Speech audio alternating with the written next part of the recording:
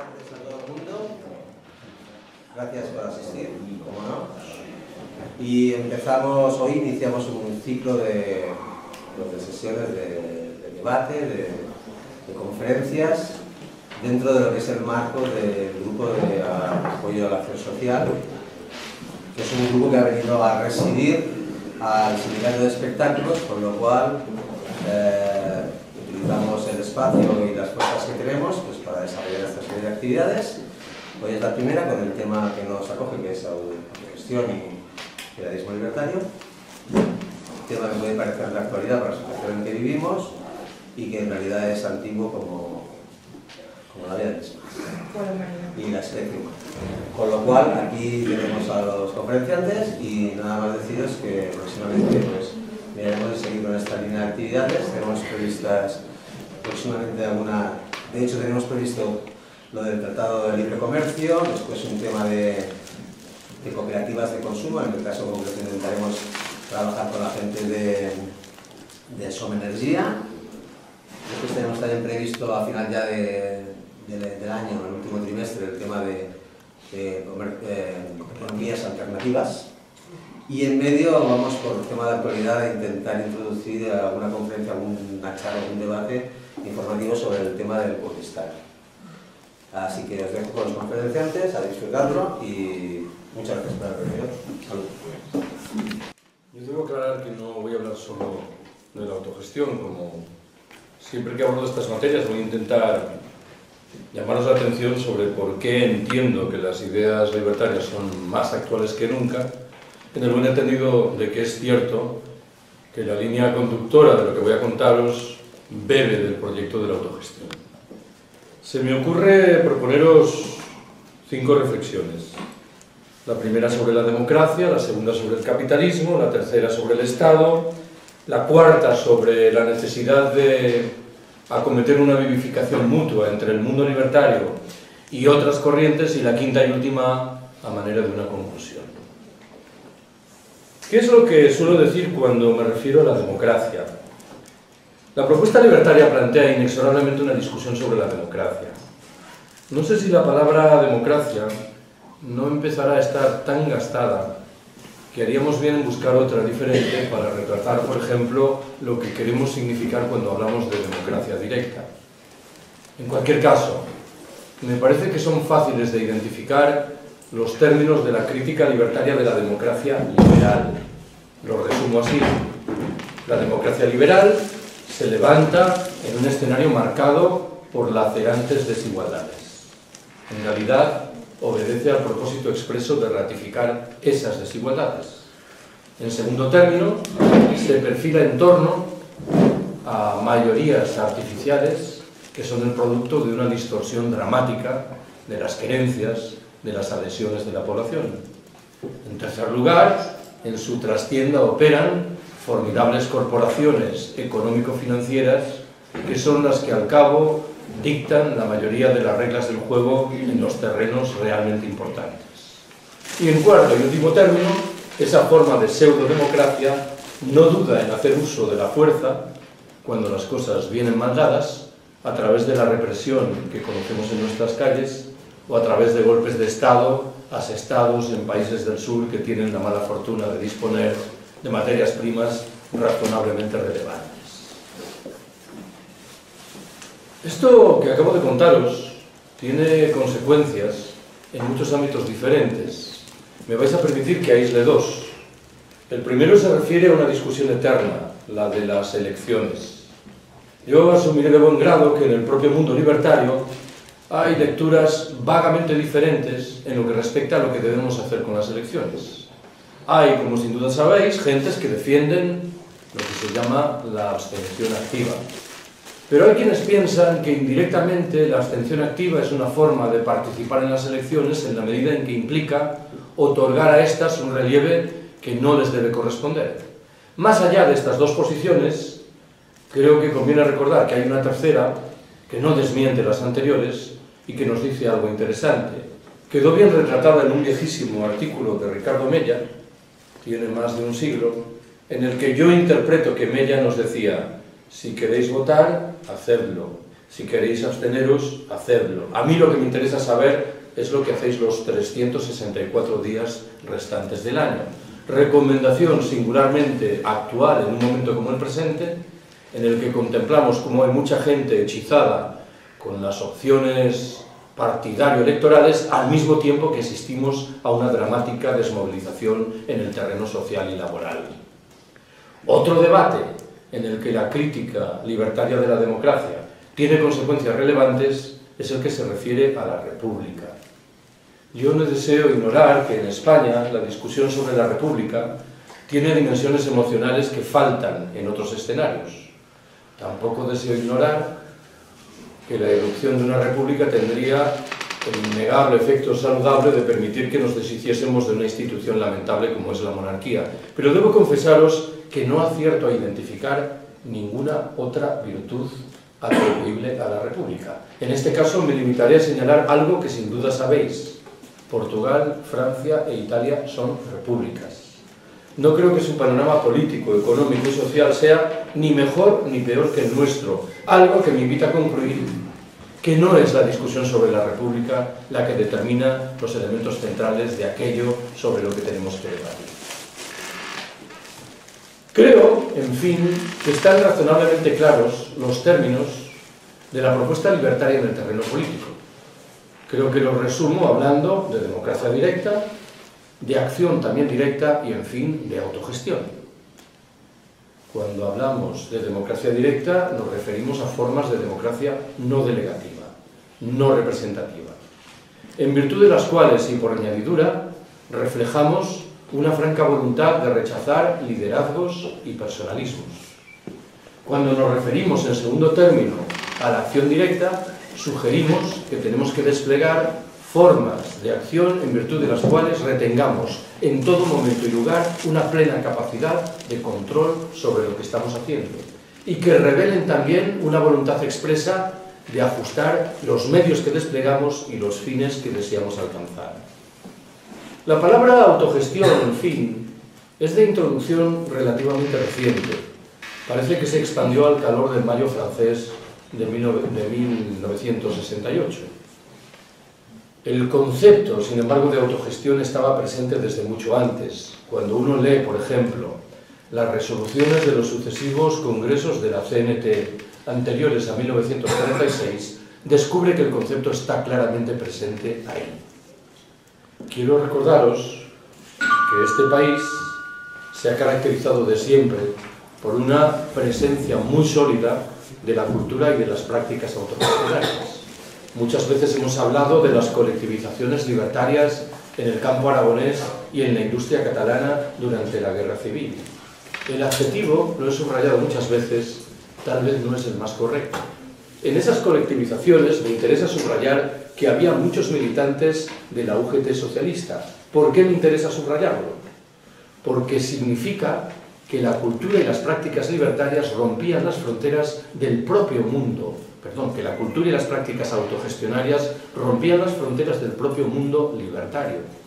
Estamos obligados a preguntarnos qué ha quedado de todo eso. Permitidme que ironice en la respuesta. Estas dos formidables maquinarias burocráticas que son los dos sindicatos mayoritarios españoles, con centenares de miles de afiliados, con recursos económicos razonablemente importantes, ¿qué tipo de proyecto autogestionario han sido capaces de sacar adelante en el transcurso de los 30 últimos años? Una modestísima agencia de viajes, algo que me temo retrata gráficamente la deriva de buena parte del movimiento obrero español. En segundo lugar, debo subrayar que, a mi entender, inexorablemente la propuesta libertaria tiene que ser orgullosamente anticapitalista. Creo que lo he dicho bien. No se trata simplemente de que sea antineoliberal. No es lo mismo ser antineoliberal que ser anticapitalista. Uno puede rechazar el neoliberalismo por entender que es una versión extrema e indeseable del capitalismo, pero aceptar la lógica de fondo de este último. O puede rechazar por igual, al mismo tiempo, el neoliberalismo y el capitalismo. Creo que esta es la perspectiva común en el mundo libertario. Nuestro proyecto no puede consistir en regresar al año 2007 antes del estallido de la crisis financiera. Cuantas veces tengo la oportunidad, subrayo que, a mi entender, un sindicalista en particular, un trabajador en general, tiene que hacerse como poco 3 grandes preguntas. La primera es la relativa a cómo trabajamos. Las palabras alienación y explotación han desaparecido dramáticamente del discurso, de las cúpulas de los 2 sindicatos mayoritarios que he mencionado hace un momento, cuando definen y poderosamente nuestra vida cotidiana dentro y fuera de los centros de trabajo. La segunda gran pregunta es la relativa a ¿para quién trabajamos? Esta es la pregunta principal que se hacían los sindicalistas de la CNT y de la UGT antes de 1936, cuando su designio principal, con toda evidencia, era dejar atrás el capitalismo. Hoy pareciera como si el capitalismo, en cambio, a los ojos de las cúpulas de nuestros sindicatos mayoritarios, fuese sin más el aire en el que tenemos que movernos. La tercera y última pregunta es la que nos inquiere sobre qué hacemos, qué bienes producimos, qué servicios dispensamos. No vaya a ser que lo que hacemos ahora ponga en un brete, por ejemplo, los derechos de los integrantes de las generaciones futuras. En tercer término, debo subrayar que la propuesta libertaria plantea también inexorablemente una discusión relativa a la institución Estado. En este caso, siempre procuro subrayar que tenemos que alejarnos de 2 tentaciones que están ahí. La primera asume la forma de una obsesión tal con la institución Estado que perdamos un tanto el rumbo en lo que respecta a lo que ésta significa. Hay muchas formas de alienación y de explotación que no pasan o no pasan necesariamente por la institución Estado. Al margen de lo anterior, si aceptamos con el amigo Marx que el Estado es un aparato al servicio de la clase dominante, tendremos que preguntarnos por los otros muchos instrumentos de dominación que utiliza esa clase. Me preocupa más, sin embargo, mucho más, la otra tentación, el otro riesgo, que asume la forma de una excelsa superstición, la que sugiere que el Estado, por definición, es una institución que nos protege. Frente a esta superstición, lo primero que tiene uno que hacer es recordar la dimensión represivo, militar, autoritaria, burocrática, carcelaria, propia, inherente a la institución Estado. Pero admitiré de buen grado que el debate principal vinculado con esta superstición es el que se refiere a los llamados estados del bienestar. Procuro llamar la atención sobre esta curiosa expresión que embellece gratuitamente la realidad correspondiente. Me parece que, de nuevo, son fáciles de enunciar los términos de la crítica libertaria de los estados del bienestar. Son formas de organización económica y social propias del capitalismo, exclusivas de este último y desconocidas fuera de sus fronteras. Dificultan hasta extremos inimaginables el despliegue de prácticas de autogestión desde abajo. Beben de la filosofía mortecina de la socialdemocracia y del sindicalismo de pacto. No han venido a liberar, como anunciaban, a tantas mujeres que son hoy víctimas de una doble o de una triple explotación. No exhiben ninguna condición ecológica solvente, tanto más cuanto que la figura estado del bienestar emergió en un momento histórico, la llamada era del petróleo barato, que visiblemente ha tocado a su fin. No muestran, en fin, ninguna condición solidaria con los habitantes castigados, a menudo explotados, de los países del sur. Siempre subrayo que de esta crítica libertaria de los estados del bienestar no debe derivarse la conclusión de que estamos pidiendo que un anciano renuncie a su pensión o a la atención que le dispensan en un ambulatorio de la seguridad social. Los libertarios no estamos en contra de lo público. Lo que hacemos es etiquetar nuestra defensa de lo público. Y hablamos entonces, y por ejemplo, de lo público autogestionado y de lo público socializado. Procuro retratar lo anterior de la mano de un ejemplo personal que es el que me viene siempre a los labios. Hace unos años se produjeron movilizaciones estudiantiles, si no mal recuerdo, contra la LOE, la Ley Orgánica de Educación. Cuantas veces tuve la oportunidad, al calor de esas movilizaciones, me pronuncié a favor de una enseñanza pública, universal, gratuita, laica y de calidad. Pero un buen día, mientras enunciaba toda esta retahíla de adjetivos, recordé que cuando yo era un joven estudiante universitario, hace muchos años, criticábamos agriamente la enseñanza pública porque entendíamos que era un mecanismo central de reproducción de la lógica del capital. Y ojo, que no íbamos desencaminados. Quien piense que la enseñanza pública nada tiene que ver con la entronización de la lógica de la producción, del consumo, de la competitividad, me temo que le está dando la espalda a la realidad. ¿Qué es lo que ha ocurrido en los 30 últimos años? Lo que ha sucedido es que hemos ido retrocediendo tanto que en un momento determinado, cargados de respetabilísima razón, hemos decidido salir en defensa de la enseñanza pública. Bien está que lo hagamos, repito, pero no olvidemos que tendremos que etiquetar esa defensa y que al respecto los adjetivos que se imponen son los adjetivos autogestionaria y socializada. Lo digo de una manera más. Yo trabajo en un departamento de ciencia política en una universidad pública. Si alguien me pidiese la elaboración de un informe relativo a la actividad social, solidaria, alternativa, desplegada por mi departamento, yo entregaría un puñado de hojas en blanco. Lo público por sí solo, desgraciadamente, no es garantía de nada o es garantía de muy poco. Cuarta observación que anunciaba. Cuando uno defiende la democracia directa, es muy frecuente que se tope con una queja que mal que bien viene a decir. Eso de la democracia directa está muy bien, pero infelizmente es un proyecto irrealizable en sociedades complejas como las nuestras. ¿Cuál considero yo que debe ser la réplica a ese argumento? No estamos demandando solo el despliegue de formas de democracia directa. Estamos reivindicando, antes bien, una transformación radical de nuestras sociedades que en una de sus dimensiones principales obedece al propósito de permitir el despliegue de fórmulas autogestionadas de democracia directa. Cuando tengo que retratar el contenido de esa transformación, suelo servirme de 5 verbos que creo tienen una franca vocación pedagógica: decrecer, desurbanizar, desindustrializar, destecnologizar, mejor dicho, en fin, despatriarcalizar y descomplejizar nuestras sociedades. ¿En qué estoy pensando cuando hablo de la necesidad de decrecer?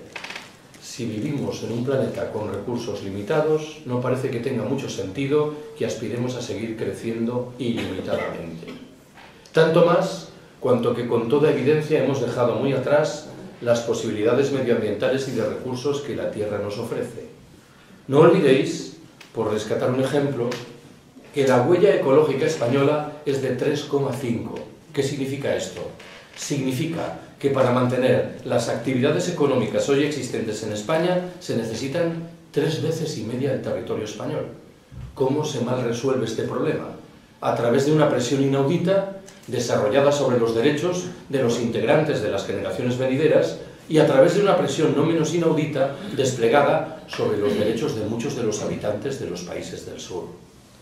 La perspectiva del decrecimiento en este orden de cosas nos dice que en el norte opulento inexorablemente tendremos que reducir los niveles de producción y de consumo. Pero nos dice algo más, que tenemos que recuperar, por ejemplo, la vida social que hemos ido dilapidando, absorbidos como estamos por la producción, el consumo y la competitividad. Que tenemos que apostar por formas de ocio creativo, frente a las formas de ocio siempre vinculadas con el dinero que nos ofrece el sistema que padecemos. Que tenemos que repartir el trabajo, los trabajos, una vieja demanda sindical que infelizmente fue muriendo con el paso del tiempo. Que tenemos que reducir las dimensiones de muchas de las infraestructuras que utilizamos. Que tenemos que recuperar la vida local en un escenario de reaparición de fórmulas de democracia directa y de autogestión, o en fin, y en el terreno individual, que tenemos que apostar por la sobriedad y la sencillez voluntarias. Más fácil es describir el significado del segundo verbo, desurbanizar. Bien sabéis que hace 60, 80, 100 años, muchos de nuestros abuelos dejaron el medio rural para pasar a vivir en las ciudades. donde entendían legítimamente que el escenario era más habitable. Hoy asistimos incipientemente a un proceso de signo contrario. En cualquier caso, las personas que son moderadamente conscientes del riesgo de un colapso inminente del sistema saben que una de las pocas respuestas convincentes que tenemos al respecto es la que pasa por recuperar muchos de los elementos de sabiduría popular de nuestros campesinos viejos y por restaurar una vida rural cada vez más mortecina. Admitiré de buen grado que el tercer verbo, destecnologizar, incorpora cierta dimensión provocadora. Si tengo que enunciar el argumento de forma más mesurada, invitaré simplemente a analizar críticamente cuál es la condición de muchas de las tecnologías que el sistema generosamente nos regala. No vaya a ser que esa condición no sea tan emancipadora como una primera lectura invita a concluir. John Searle es el principal teórico de lo que se llama el anarcoprimitivismo. Es un pensador desmesurado, ciertamente. Searle afirma que todas las tecnologías creadas por el capitalismo llevan por detrás la huella de la división del trabajo, de la jerarquía y de la explotación. Es un argumento serio que merece ser escuchado. Yo, repito, no voy tan lejos. Me limito a invitaros a analizar críticamente la dimensión emancipadora de muchas tecnologías que acaso no la incorporan. Siempre que me refiero a esto, procuro echar mano de un ejemplo tontorrón, que no se refiere tanto a las tecnologías como a su uso social. Hablo de las ilusiones ópticas vinculadas con Facebook. Yo tengo 5.000 amigos en Facebook. Alguien podría pensar que mi vida social es singularmente rica. Bueno, el problema es que no conozco a 4.983 de esos 5.000 amigos. Uno llega a casa por la noche, enciende el ordenador, entra en Facebook y puede dejarse llevar por otra ilusión, la de que vivimos en un país en plena ebullición revolucionaria. Bueno, son en el mejor de los casos nuestros amigos los que están en supuesta ebullición revolucionaria. Lo del país es un poco más complejo. He hablado, en cuarto término, de la urgencia de despatriarcalizar nuestras sociedades. Dentro de un momento voy a defender la construcción de espacios autónomos, autogestionados, desmercantilizados y despatriarcalizados. Esos espacios existen ya y en muchos casos, en efecto, han progresado en el camino de la autogestión y de la desmercantilización. Conservan, sin embargo, incólumes muchas de las reglas del juego de la sociedad patriarcal. ¿Por qué? Bueno, porque formamos parte del sistema que queremos echar abajo. Y su lógica, sus principios, sus valores influyen poderosísimamente, a menudo, sobre nuestra conducta. Esto lo retrató hace muchos años, empleando un lenguaje que ya no es el de hoy, Cornelius Castoriadis, cuando habló del constante renacimiento de la realidad capitalista en el seno del proletariado. Las cosas como fueren, quienes piensen que los problemas eternos de marginación simbólica y material de las mujeres están en vías de solución, me temo que le están dando la espalda a la realidad. Sé que retrato una parte ínfima de esa realidad, pero el dato me parece suficientemente concluyente. El 70% de los pobres que hay en el planeta son mujeres. Siempre digo lo mismo. No estoy hablando de un 52% de mujeres pobres contrapuesto a un 48% de hombres. Me estoy refiriendo a la distancia abismal que separa un 70% de un 30%. He hablado, en fin, de la necesidad de descomplejizar nuestras sociedades. Hemos aceptado sociedades cada vez más complejas, con un correlato muy delicado. Cada vez somos más dependientes, cada vez somos menos independientes. Mi buen amigo Ramón Fernández Durán falleció en Madrid hace casi 5 años. En sus 2 libros, prácticamente póstumos, repetía machaconamente una idea que me interesa rescatar ahora. Decía: muchos de los desheredados del planeta, habitantes de los países del sur, se encuentran paradójicamente en mejor posición que la nuestra para hacer frente al colapso que se avecina. ¿Por qué? Viven en pequeñas comunidades humanas. han mantenido una vida social mucho más rica que la nuestra, han preservado una relación mucho más fluida con el medio natural y, en último término, son, paradójicamente, mucho más independientes de lo que lo somos nosotros. Pensad, y creo que no pido ningún ejercicio lujuriante de imaginación, que a un país como este dejasen de llegar los suministros de petróleo. Todo esto se hundiría de la noche a la mañana. Si queremos recuperar independencia y capacidad de autogestión, tendremos inexorablemente que apostar por sociedades menos complejas. Quinta y última observación que quiero haceros, a manera de conclusión. Siempre me refiero a esto.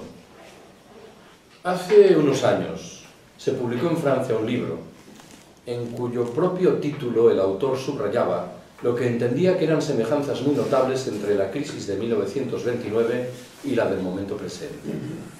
A buen seguro que cuando este ensayista francés echaba mano de esa comparación, en modo alguno deseaba transmitirnos un mensaje tranquilizador. No olvidéis que la crisis de 1929 estuvo en el origen del asentamiento de los fascismos en la Europa de la década siguiente. Estuvo en el origen, si así lo queremos, de la propia Segunda Guerra Mundial. Yo tengo, sin embargo, la impresión de que la comparación queda un tanto coja. ¿Por qué? Nos hemos acostumbrado a utilizar la palabra crisis en singular para identificar la manifestación financiera del fenómeno y olvidamos con demasiada frecuencia que en la trastienda hay otras crisis, ahora en plural. ¿En qué estoy pensando? En el cambio climático, que es una realidad que está ahí y que no tiene ninguna consecuencia positiva. En el encarecimiento inevitable de los precios de todas las materias primas energéticas que empleamos, en los problemas demográficos que castigan en singular a determinadas regiones del planeta, en el mantenimiento de la situación de postración que siguen padeciendo tantas mujeres, o en fin, y dejándolo ahí, en la prosecución del expolio de la riqueza humana y material de los países del sur. Si cada una de estas crisis, por separado, es suficientemente inquietante, la combinación de todas ellas, a mi entender, resulta literalmente explosiva. ¿Cuál es el escenario de fondo? El capitalismo es un sistema que históricamente ha demostrado una formidable capacidad de adaptación a los retos más diferentes. La gran pregunta hoy es la relativa a si no estará perdiendo dramática y rápidamente los mecanismos de freno que en el pasado le permitieron salvar la cara. Si llevado de un impulso, al parecer incontenible, encaminado a acumular espectaculares beneficios en un periodo de tiempo muy breve, no estará cavando su propia tumba. Con el agravante de que dentro de la tumba estamos nosotros y puede desmoronarse sobre nuestras cabezas. Lo digo de otra manera. Uno puede y debe criticar agriamente al capitalismo por entender que ha sido de siempre un sistema injusto, explotador y excluyente. Pero reconozcamos que al mismo tiempo ha sido un sistema razonablemente eficiente. ¿En qué sentido? En el sentido de que ha permitido que la mayoría de los empresarios obtuviesen los beneficios que deseaban alcanzar. Hoy ni siquiera esto es evidente. Estos neoliberales, que han rechazado orgullosamente durante 3 décadas todo tipo de intervención de los poderes públicos en la economía, ¿qué es lo primero que han hecho cuando las cosas han venido mal dadas? Utilizar el teléfono para demandar las ayudas preceptivas de ministerios, de consejerías o de ayuntamientos. ¿Qué mejor indicador de pérdida de eficiencia básica? La propia imprevisión con la que el capitalismo obsequia a la crisis ecológica creo que nos emplaza delante de la conclusión de que el sistema se adentra a marchas forzadas en una etapa de corrosión terminal. No olvidéis que hay un consenso abrumador en la comunidad científica internacional en lo que se refiere al hecho de que es inevitable que la temperatura del planeta suba al menos 2 grados con respecto a los niveles de 1990. Cuando alcancemos ese estadio, nadie sabe lo que viene después. El consenso no es tan abrumador, pero es muy amplio en lo que respecta a la idea de que el llamado pico del petróleo ha quedado ya atrás. En lenguaje más llano, la producción empezará a reducirse y los precios comenzarán a subir. Y después del pico del petróleo viene el pico del carbón, el del uranio, el del gas natural. Acabo de sugerir que el capitalismo contemporáneo no parece mostrar ninguna capacidad de previsión ante retos tan delicados como estos. No es completamente cierto. Yo creo que debemos prepararnos para el despliegue de formas de lo que algunos llaman ecofascismo, de lo que otros describen como darwinismo social militarizado. Un proyecto encaminado obscenamente a marginar, o en su caso a exterminar a buena parte de la población planetaria, sobre la base de perspectivas ontológicamente similares a las que abrazaron los nazis alemanes hace 80 años. Creo yo que perspectivas de esta naturaleza están presentes en la política que despliegan los sucesivos presidentes de los Estados Unidos, como están presentes, por rescatar otro ejemplo, en muchas de las medidas que la Unión Europea aplica de un tiempo a esta parte a los inmigrantes pobres que llegan a nuestras costas o aeropuertos. He subrayado muchas veces, y voy terminando, que hay una palabra que falta llamativamente en el discurso de nuestros responsables políticos, de todos nuestros responsables políticos, también de los que se presentan como teóricamente alternativos. Me refiero a la palabra colapso. He traído varias copias de un libro, el de Michael Joker, que inmediatamente os percataréis, tiene un título provocador: Historia de España, 2014-2033, crónica de un colapso.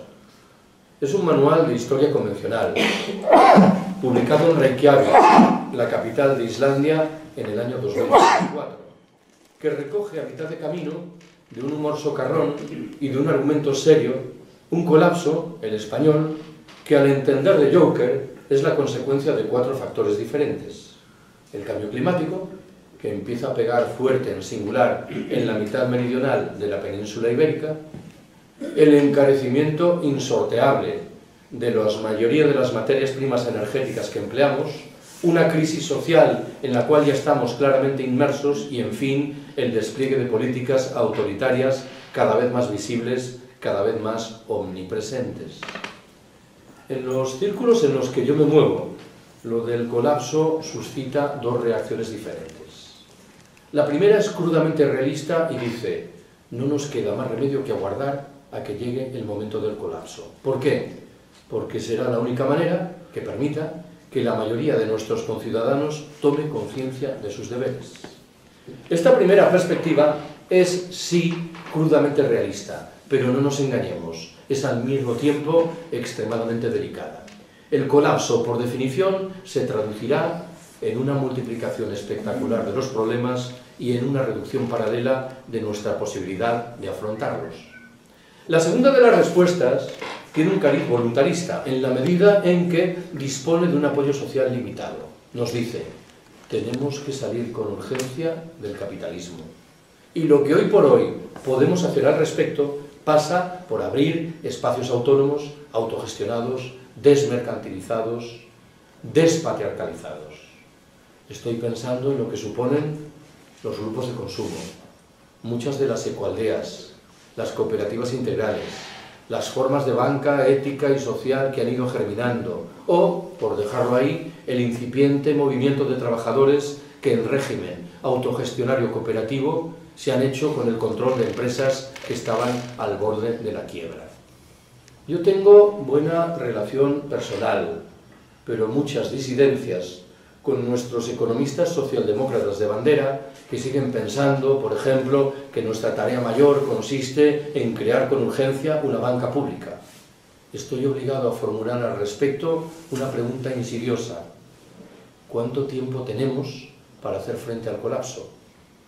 Si me guío por el argumento de Joker, que es razonablemente serio, el colapso no es para dentro de 100 o 150 años, es para dentro de 2 o 3 décadas. Algo que debería obligarnos a modificar drásticamente nuestra perspectiva intelectual y, más aún, nuestra acción práctica. Siempre que me refiero a esto, y termino, recuerdo que hay una crítica vertida sobre el mundo libertario que merece ser escuchada porque plantea un problema real. Mal que bien, esa crítica dice: los libertarios sois muy sagaces a la hora de criticar la miseria existente, pero no lo sois tanto a la hora de demostrar en la práctica la viabilidad de vuestras ideas. Recordaréis que hace un rato llamé la atención sobre cómo estas dos formidables maquinarias burocráticas, que son los dos sindicatos mayoritarios españoles, han sido incapaces en las 3 últimas décadas de sacar adelante ningún proyecto autogestionario que merezca tal nombre.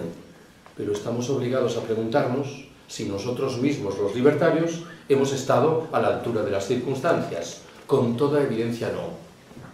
Hay un concepto que empleaban con profusión nuestros abuelos y bisabuelos anarquistas y anarcosindicalistas, y que yo creo deberíamos recuperar en plenitud. Me refiero a eso que llamaban la propaganda por el hecho. ¿Qué interpreto yo que nos estaban diciendo?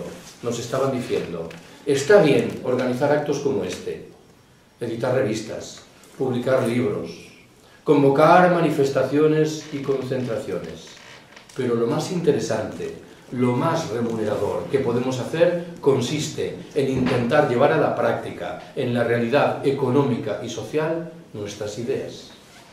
Muchas veces he reivindicado la lectura de un libro maravilloso sobre esta ciudad en la que vivís, el libro de Chris Denham sobre la Barcelona anarcosindicalista del primer tercio del siglo XX.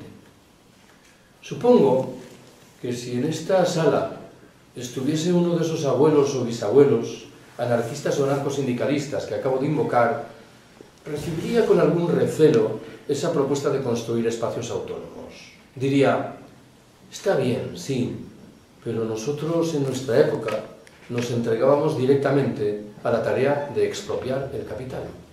He sostenido muchas veces que, a mi entender, el momento simbólicamente más glorioso de la historia española del primer tercio del siglo XX se produce cuando en un pequeño pueblo de Aragón los anarquistas locales, o quienes fueren, poco me importa, deciden instaurar el comunismo libertario. ¿Qué es lo primero que hacen? Queman el registro de la propiedad. Ahí no había ni trampa ni cartón. Nosotros estamos muy lejos de esa perspectiva. ¿Por qué? Porque hemos ido reculando año tras año.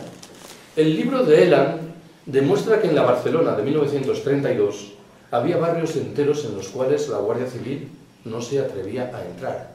Eso sí que eran espacios autónomos. Y demuestra también, por cierto, que muchas de las herramientas de movilización y de acción social que creemos haber inventado en los últimos años las desplegaban nuestros abuelos y bisabuelos. Los scratches, por ejemplo. Cuando alguien que tenía alquilada una casa aplicaba cláusulas de usura visible, era objeto inmediatamente de un scratch. Bueno, acabo. Siempre que me refiero a esto, procuro terminar con la misma monserga. De un tiempo a esta parte me encuentro inmerso en una lucha sin cuartel contra los proyectos realistas.